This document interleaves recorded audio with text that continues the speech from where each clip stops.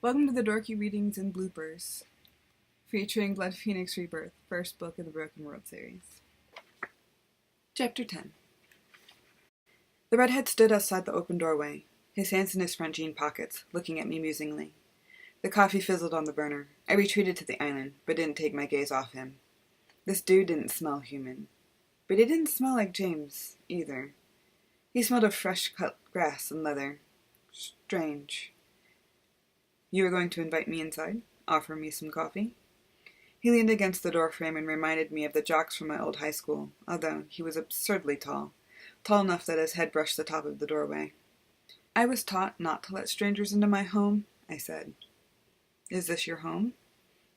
Well, my name is Bowden. You are Rhea. Now we are old friends. He bent across the threshold, came into the kitchen, closed the door, and helped himself to the coffee. Circling around, I kept a good distance between us. He laughed a throaty and sensual laugh, bathing my skin in warmth. I am telling you, there is no reason to be scared. I am not your enemy. I am like UK, ally. An accent swam beneath his learned American English and made me wonder where he came from, but I asked, So what are you?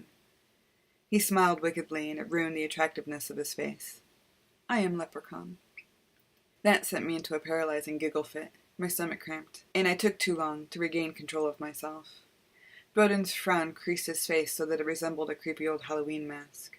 Suddenly afraid to breathe, I straightened and retreated further into the darkness of the kitchen nook. He watched me, but made no threatening attempts. After an agonizing silence, he spoke. Is no joke, girl, and very disrespectful for you to laugh. But I am too tall to be Leprechaun? Too young? He was both of those things, completely opposite of the little old men with red hair and beards and round bellies covered in green. No big buckled belt or shoes. Bowden stood 2 heads taller than me and looked like a junior varsity quarterback just mastering how to shave, in a green hooded sweatshirt and ripped jeans. At least he wore green. He continued to glower at me as I quivered in the dark. Dude scared me. Then he laughed. You have to be new to this world. You shake and corner like you are not vampire. He sat on the corner beside the oven. I am also not Irish. I am Scandinavian. Scandinavian leprechaun. You need to learn to take joke. Not all creatures are mirror images of their lore, though I do like shoes, and precious metals, and mischief. They at least got that right. He took a long sip of his coffee. So, you're not mad or going to hurt me or anything? I could hurt you, but would be no good. Like I said, I am ally. Your maker sent me here in case you need help. James sent you here. That shouldn't ease me at all, but it did. Just a little bit. That is what I said, girl. Okay, enough of this girl stuff. You know my name, Leppy. Use it. Leppy, I like. Sounds like I am leper. Never say to leper, give me some skin. Worse, do not ask them to give you head. He laughed his throaty and sensual laugh again, and rocked a little. You're evil. Oh, only sometimes. Mood must strike me. Or was that to be nice? Bowden playfully tapped his finger to his chin and shrugged. Come, have some of your coffee. I took a hesitant step forward. Come on, I will not bite. That is your job. Bowden smiled at me again, showing his teeth.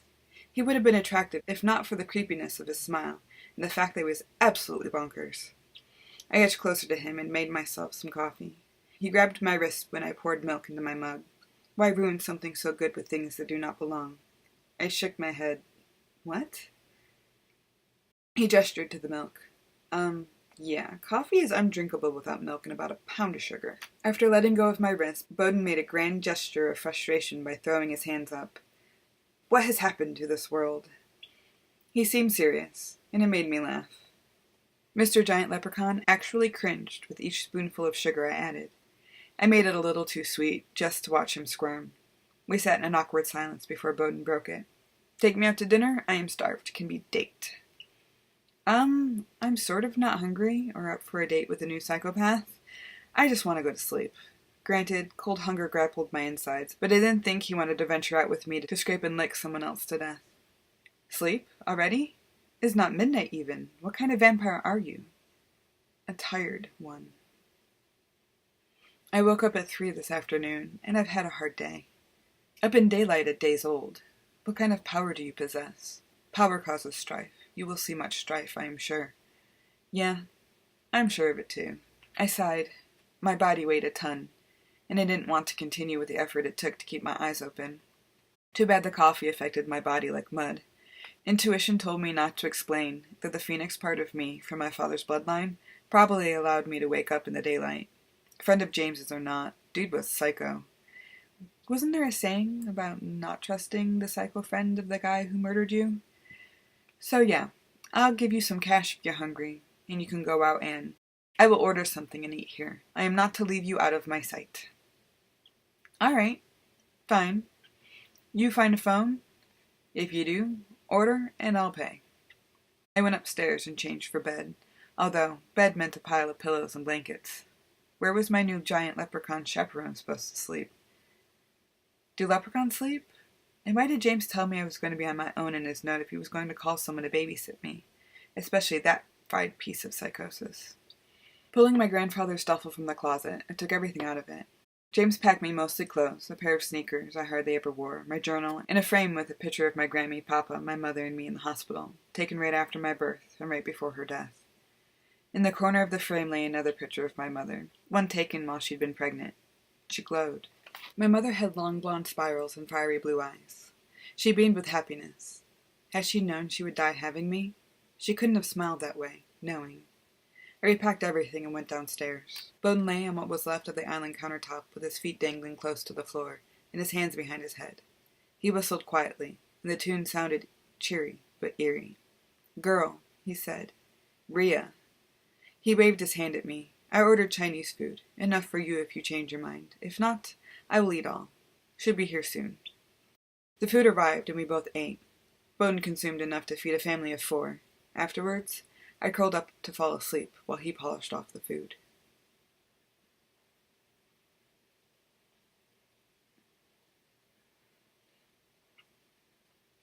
I dreamed sparse and frantic with so much running and blood. I killed several mics before smoke infiltrated my subconscious. I woke with a start to the burning of real smoke. Bowden sat across from me with his back against the wall and his long legs pulled out in front of him. A cigar lounged in his hand, and a tall glass of amber liquid sat beside him. "Why the hell are you smoking that in here?" "Smoking cigar." He tapped it into a small brown plastic ashtray. "Is much better than pipe. No reloading. Just unwrapping. I went while you slept, and got few. Whiskey, too." He lifted his glass in salute and drank from it. "You want?" "No, I don't.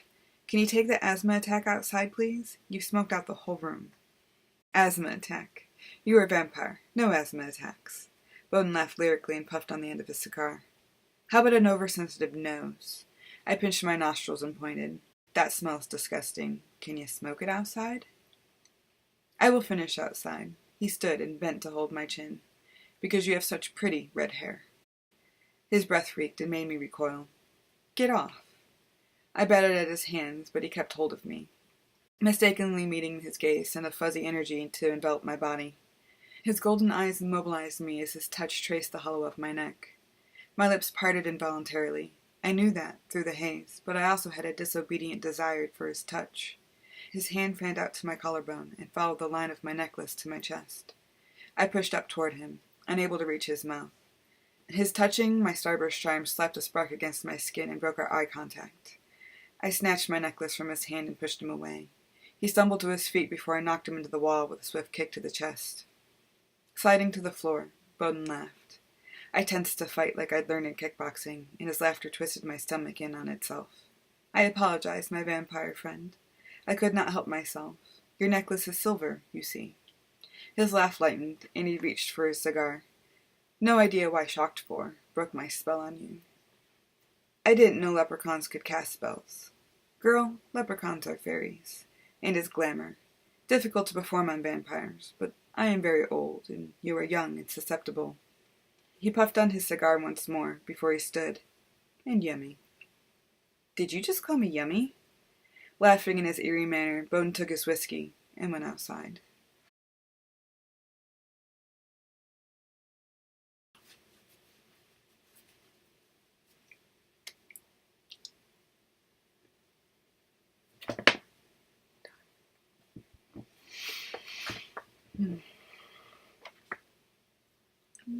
Mana mana do do do do do Phenomena. Do do do do. Phenomena. Do do do do do do do do do. Face when you recorded the second half of a chapter where you thought you did, but you didn't press record. See breakdance. Stock much?